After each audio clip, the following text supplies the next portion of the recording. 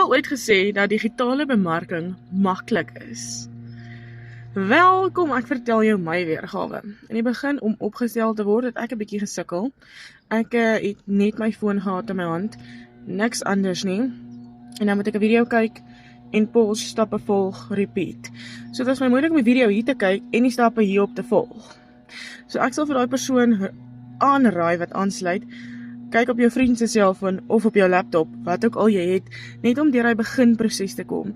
Maar verder aan as daai klaar is, jy opstel, of dit redelik smooth sailing. Ja, jy het jou training, jy het jou videoetjies wat jy maak, of jy het faceless marketing, maar dan raak dit eintlik eers maklik. Die eerste week of 2 of maand gaan jy bietjie sukkel, want dit gaan jou dalk 'n bietjie uit jou comfort zone uitdruk, but it's so freaking worth it. Ek bedoel, jy ontvang passiewe inkomste, semi-passiewe inkomste. Wat gesin is 'n lewens verander. Kom dit net vir my semi-passief hieronder, ek wys jou presies hoe.